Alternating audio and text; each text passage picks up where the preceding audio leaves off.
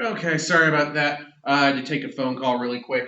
But to wrap this up and just kind of finish, we were talking about using action verbs in the active voice as opposed to the passive voice. I'm not going to be super picky on this, but it is a lot more interesting to use those action verbs as opposed to those passive verbs. It forces you to be a bit more creative and actually usually a bit more efficient with your language and your word choice, and it really does liven your writing up.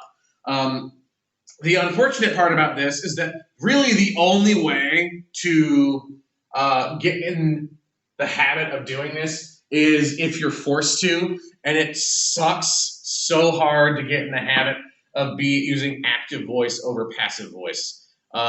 Once you get in that habit, it will become second nature, but it's hard to get yourself to that point. This is not my main focus right now for this class, but this is something to keep in mind. Okay. Rule number 5, never use a foreign phrase, a scientific word, or a jargon word if you can think of an everyday English equivalent. Again, this goes back to you don't want to be overly complicated with your language. You want to write, you want your writing to be as easy to understand for your audience as it can be. If you don't need to use these jargon words or these foreign phrases or these specific terms, then don't do them. Only use stuff like this if you really need to use it and if you know that your audience is going to understand it. Okay? Last rule, break any of these rules sooner than say anything outright barbarous. So this goes back to when you're revising and rereading and editing your essay, and you get to the end, and you read it, and you followed all these rules, but it still just sounds terrible. It's written poorly. It's just bad. Then start breaking them. It's much better to break a rule and make your writing sound not awful than it is to follow all the rules and have it sound awful. Okay? And that's what that goes back to what I said at the beginning of this PowerPoint. These are not hard and fast rules. They can be pretty flexible.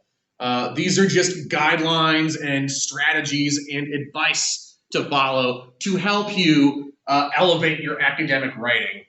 But again, these are not, you have to always do this. These are just things to keep in mind. Okay?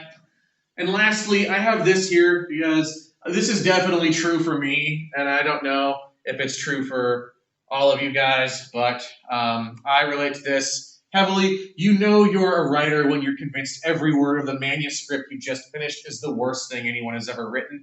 It's common when you finish a major writing project like an essay to think it's terrible, it's crap, and you've just done a terrible job. That does not mean it's bad, okay? You're just naturally going to be hard on yourself because this essay writing is not an exact science. There is no set formula or set way to do this. There are guidelines, there are things to keep in mind, but even then, it's not what works for what one person can make work is not the same as what somebody else can make work. So it's natural to be overly harsh and critical of your own writing. And that's okay. All right. So, yeah, you guys should be finishing up trifle stuff today, or if not finishing, at least getting close to finishing up trifles. And we are going to move on to our first full-length play that we're going to read, A Doll's House, later on in the week. So, catch you later.